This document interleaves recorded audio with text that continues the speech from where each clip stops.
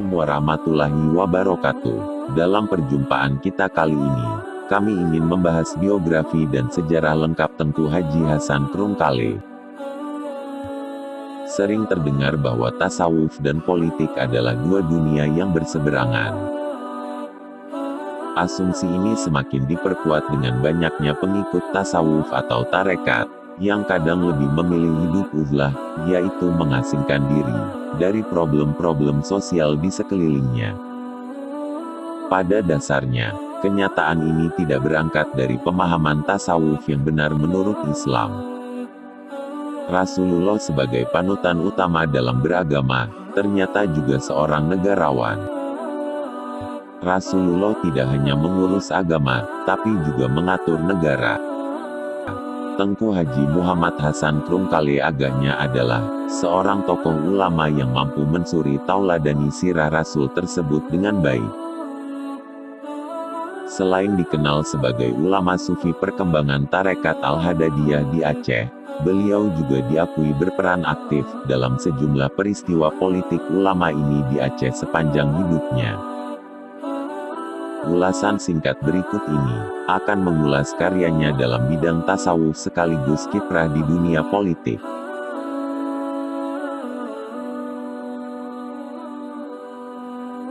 Biografi singkat, ulama yang kerap dipanggil dengan sebutan Abu Krungkale ini, lahir pada tanggal 13 Rajab 1303 Hijriah, bertepatan dengan tanggal 18 April tahun 1886 Masehi. Di Desa Menasa Letembu, Langgu Kabupaten Pidi. Ketika itu ayahnya yang bernama Tengku Muhammad Hanafiyah, yang merupakan pimpinan Dayak Krungkale, sedang dalam pengungsian di daerah tersebut, akibat perang dengan Belanda yang berkecamuk di kawasan Aceh Besar. Setelah situasi perang relatif mereda, Muhammad Hasan kecil dibawa kembali oleh orang tuanya ke kampung halaman mereka di Krungkale. Di sanalah perjalanan keilmuannya dimulai di bawah asuhan ayahanda Tengku Muhammad Hanafiyah, yang dikenal dengan panggilan Tengku Haji Muda. Selain itu beliau juga belajar agama di Dayak Tengku Syik di Kebok pada Tengku Musanif, yang menjadi guru pertama setelah ayahnya sendiri. Ketika umurnya beranjak dewasa, beliau melanjutkan pendidikan ke negerian Kedah Malaysia, yakni di pesantren Tengku Syik Muhammad Irsyad Yelebu. Yang terakhir ini merupakan ulama Aceh yang turut mengungsi ke negeri jiran akibat situasi perang. Dari Yan, Tengku Muhammad Hasan bersama adik kandungnya, yang bernama Tengku Abdul Wahab berangkat ke Mekah untuk melanjutkan pendidikan di Masjidil Haram. Namun tidak lama setiba mereka di sana, adiknya tersebut meninggal dunia karena sakit. Hal ini tidak membuat Tengku Hasan patah semangat, beliau tetap sabar dan teguh melanjutkan pendidikannya dari para ulama besar Masjidil Haram hingga lebih kurang 7 tahun. Selain belajar ilmu agama, beliau juga belajar ilmu falak, dari seorang pensiunan jenderal kerajaan Turki Utsmani yang menetap di Mekah. Hal mana kemudian membuatnya alim dalam ilmu falak, dan digelar dengan sebutan, Tengku Muhammad Hasan Al-Asy Al-Falaki. Sekembalinya dari Mekah, Abu Krungkale tidak langsung pulang ke Aceh, tapi terlebih dahulu singgah di pesantren gurunya yaitu Tengku Muhammad Irsyad Yelebu di Yan Kedah. Di pesantren ini Abu Krungkale sempat mengajar beberapa tahun, dan kemudian dijodohkan oleh gurunya dengan seorang gadis yatim keturunan Aceh, yang bernamanya Safia binti Husain. Atas panggilan pamannya Tengku Muhammad Said, pimpinan Dayak Menasah Baru, Tengku Muhammad Hasan pulang untuk mengabdi dan mengajar di dayak tersebut. Tidak lama berselang, Abu Krungkale membuka lembaga pendidikannya sendiri di Menasah Blang, yang hari ini terletak di Desa Siem, bersebelahan dengan Desa Krungkale, Kecamatan Darussalam Aceh Besar. Di tempat terakhir ini, Abu Krungkale mulai mengabdikan seluruh ilmunya. dan berhasil mencetak kader ulama-ulama baru berpengaruh dan berpencar di seluruh Aceh, semisal Tengku Haji Mahmud Blangbladeh, Tengku Haji Abdul Rasid Samlako Alu Puteh, Tengku Haji Sulaiman Loksukon, Tengku Haji Yusuf Krut Lintang, Tengku Haji Adnan Bakongan, Tengku Haji Said Sulaiman, yaitu mantan Imam Masjid Raya Baitur Rahman, Tengku Haji Idris Lamreng, yaitu ayahanda almarhum Profesor Dr. Safwan Idris, mantan Rektor IAIN Ar-Raniri Banda Aceh, dan lain-lainnya. Sebagian dari mereka kemudian membuka lembaga-lembaga pendidikan agama atau dayah baru di daerah masing-masing. Suatu hal yang patut disayangkan dari para ulama tradisional Aceh dahulu adalah minimnya karya tulis keilmuan. Padahal mereka sangat kaya dalam khazanah ilmu agama dan pengalaman rohani. Hal ini mungkin dipengaruhi oleh sistem pembelajaran di kalangan dayah ketika itu, yang sangat terfokus pada metode simai dan talaki, yaitu metode belajar dengan mendengar, memahami, dan menghafal. Metode yang sama juga digunakan ketika mengajarkan ilmu pengetahuan kepada generasi berikutnya. Sementara penyampaiannya, kembali ilmu dalam bentuk narasi atau tulisan ilmiah, meskipun dapat kita temukan, namun tidak sebanding dengan khazanah keilmuan yang mereka miliki. Fenomena ini juga terjadi pada kisah hidup Tengku Haji Hasan Krungkale. Kemahiran Abu Krungkale dalam ilmu falak, atau yang disebut astronomi, sangat disayangkan tidak membuahkan sebuah karya ilmiah yang dapat dijadikan rujukan hari ini. Padahal ilmu yang dimilikinya tergolong ilmu yang langka di Aceh dan Nusantara ketika itu. Walaupun demikian, semasa hidupnya, Abu Krungkale selalu menerbitkan hasil hisab tentang awal bulan sampai bulan Arab, khususnya Ramadan, Syawal, dan Haji yang sangat bermanfaat bagi masyarakat ketika itu. Hal senada juga diutarakan oleh putranya, Tengku Haji Syekh Marhaban Hasan Krungkale. Beliau sangat menyayangkan minimnya karya tulis dari ayahandanya tersebut. Padahal ide, pemikiran, fatwa-fatwa dan hasil penelitian Abu Krungkale dalam hisab dan falak sangat banyak, dan tentu akan sangat berguna jika dibukukan ketika itu. Peran Tengku Haji Muhammad Hasan Krungkale secara khusus, sangat besar artinya bagi perkembangan dan kemajuan pendidikan agama di Aceh pada masa berikutnya. Demikian pula kiprahnya dalam bidang politik, telah memberi arti vital, dukungan dan semangat bagi kelangsungan Republik Indonesia, yang ketika itu baru seumur jagung.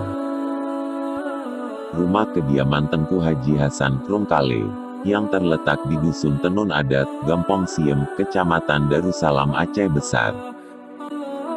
Foto rekaman cucunya Tengku Haji Waisul Karani Ali, tanggal 29 Juni tahun 2009. Pada tanggal 19 Januari tahun 1973, tepatnya malam Jumat sekitar pukul 3 dini hari, Abu Krungkale menghembuskan nafasnya yang terakhir. Meninggalkan 3 orang istri, Tengku Hajahnya Safiah di Siem, Tengkunya Aisyah di Krungkale, dan Tengku Hajahnya Awan di Lamsenong. Dari ketiga istri tersebut, Abu Krungkale meninggalkan 17 orang putra dan putri. Salah seorangnya yaitu Tengku Haji Syekh Marhaban, yang sempat menjabat Menteri Muda Pertanian, pada masa pemerintahan Presiden Soekarno. Tagar karyanya dalam bidang tasawuf. Selain aliran dalam berbagai disiplin ilmu agama Islam, Abu Krungkale juga terkenal dengan tasawuf dan kesufiannya. Abu Krungkale adalah orang pertama yang memperkenalkan dan mengembangkan tarekat Al-Hadadiyah di Serambi Mekah, sebagaimana dijelaskan dalam sanad tarekat. Dalam upaya menyebarkan tarekat tersebut, Tengku Haji Hasan Krungkale menulis sebuah buku panduan dalam Tarekat Al-Hadadiyah yang diberi nama Risalah Latifah fi Adab Az-Zikr wa Al-Tahlil wa Kaifiyatu Tilawah Al-Samadiyah ala Tarekat Qut Al-Irsyad Al-Habib Abdullah Al-Haddad. Kitab Risalah, setebal 32 halaman tersebut, ditulis dalam dua bahasa, Arab dan Melayu Jawi. Kitab ini terbagi dalam 4 bagian. Bagian pertama, menerangkan adab berzikir dan bertahlil. Bagian kedua, menerangkan cara membaca Samadiyah menurut Tarekat Al-Hadadiyah. Bagian ketiga, tentang silsilah sanad tarekat. Dan bagian keempat, menerangkan adab dan metode membaca kitab Dalail Khairat, sebagaimana yang diijazahkan oleh kedua gurunya, Syekh Abdullah Ismail dan Syekh Hasan Zamzami. Menurut Abu Krungkale, keistimewaan membaca Samadiyah, yaitu surat Al-Ikhlas didasari atas hadits Nabi, yang diriwayatkan oleh Bukhari Muslim, bahwa, barang siapa membaca surah Al-Ikhlas 10.000 kali, niscaya Allah akan membebaskan dari api neraka. Dalam riwayat Bukhari dan Muslim yang lain Rasulullah bersabda, barang siapa membaca 10.000 kali bagi mayit, niscaya Allah akan membebaskannya dari api neraka. Tarekat Al-Hadadiyah memiliki ciri khas berupa kesederhanaan, khususnya dari segi bacaan, dan praktek zikir yang terfokus kepada kalimat tauhid dan tahlil, selain selawat dan doa-doa lainnya. Ini didasari pada beberapa hadits Rasulullah, yang menekankan pentingnya arti kalimat tauhid tersebut. Tagar kiprahnya dalam dunia politik. Satu hal yang menarik dikaji pada tokoh Abu Krungkale adalah kiprahnya di dunia politik. Meski Abu Krungkale seorang ulama salafi dan sufi terkemuka di Aceh yang dikenal sangat fanatik, namun hal tersebut tidak lantas membuatnya jauh dari dunia politik, yang seolah dianggap tabu dan berseberangan dengan ajaran agama. Bagi pemerhati sirah Rasulullah yang mulia, hal seperti ini pada dasarnya tidaklah mengherankan. Sebab Rasulullah yang notabene adalah waliul aulia, wa asfia pemimpin para wali dan sufi, juga merupakan pemimpin pemerintah Islam. Mengurus agama dan juga mengatur negara. Keduanya adalah satu kesatuan yang tidak dapat dipisahkan, dan saling melengkapi satu sama lain. Akhirat adalah tujuan, sementara dunia adalah jalan, atau wasilah, untuk menuju ke sana. Pemahaman yang benar terhadap sirah Rasul ini membuat Abu Krungkale dapat mengkombinasikan kedua hal tadi dalam kehidupannya. Karena tasawuf dan tarikat tidak selalu identik dengan uzlah atau pengasingan diri dari kehidupan sosial. Pemahaman ini pula yang kemudian membuat kiprah Tengku Haji Hasan Krungkale selalu hadir mengiringi setiap peristiwa yang muncul di sekelilingnya. Dalam upaya mengusir penjajahan kolonial Belanda misalnya, sikap Abu Krungkale jelas terlihat dari usahanya membentuk Laskar Mujahidin, yang terdiri dari para santri dan masyarakat, guna mengusir penjajahan dari bumi Serambi Mekah. Hal ini terus berlanjut hingga Perang Revolusi mempertahankan kemerdekaan. Puncak dari dukungan Tengku Haji Hasan Krungkale terhadap Republik Indonesia yang baru lahir ketika itu adalah diterbitkannya Maklumat Ulama Seluruh Aceh. Tanggal 15 Oktober tahun 1945.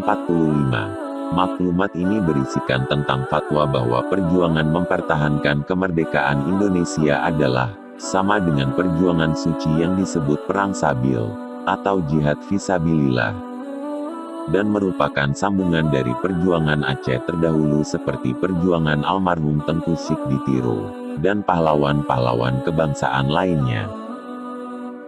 Maklumat penting ini diprakarsai dan ditandatangani oleh 4 ulama besar, yaitu Tengku Haji Hasan Krungkale, Tengku Muhammad Daud Bereh, Tengku Haji Jakfar Siddiq Lamjabat, dan Tengku Ahmad Hasbalah Indrapuri.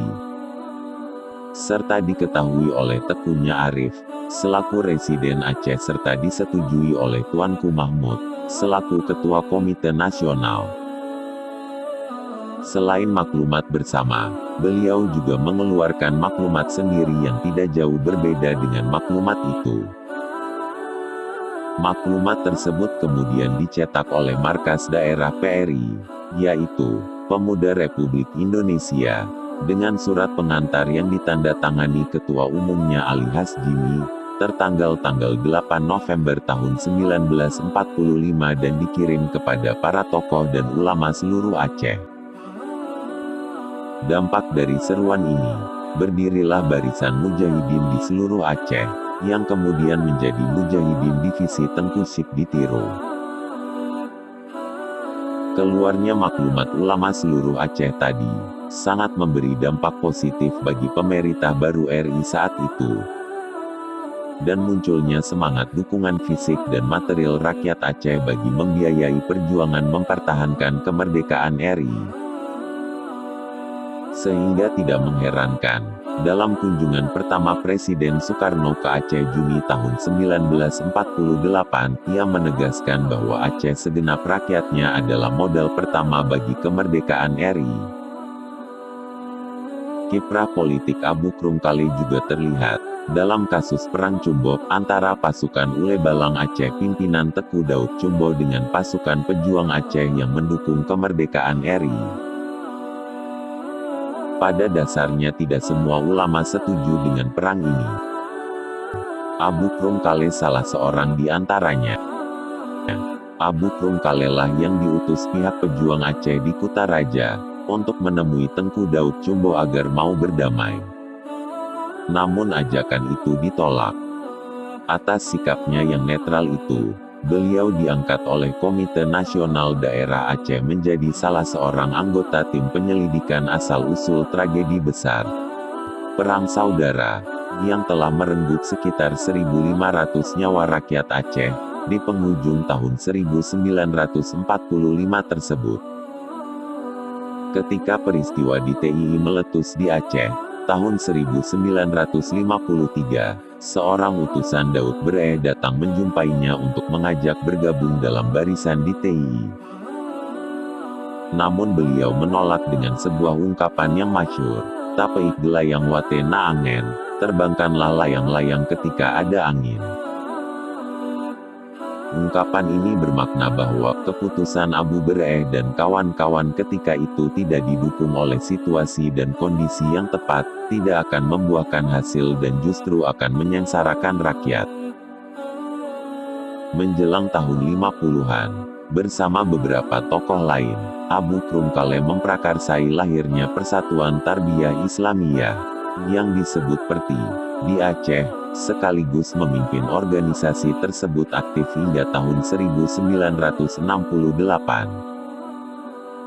Kiprah politik beliau terus berlanjut, hingga pernah diangkat menjadi Dewan Konstituante pasca pemilu 1955, mewakili PERTI.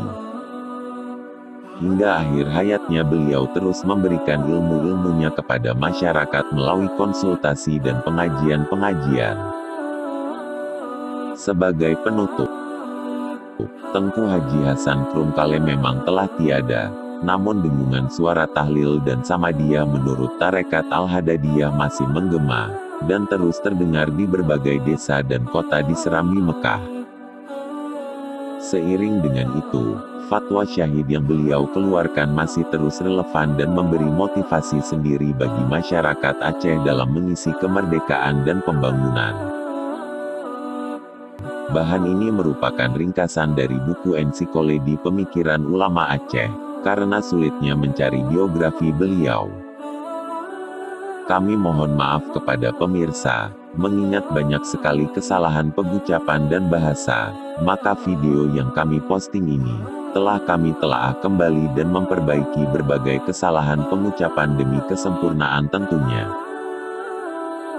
Terima kasih dan sampai jumpa di kisah selanjutnya. Wassalamualaikum warahmatullahi wabarakatuh.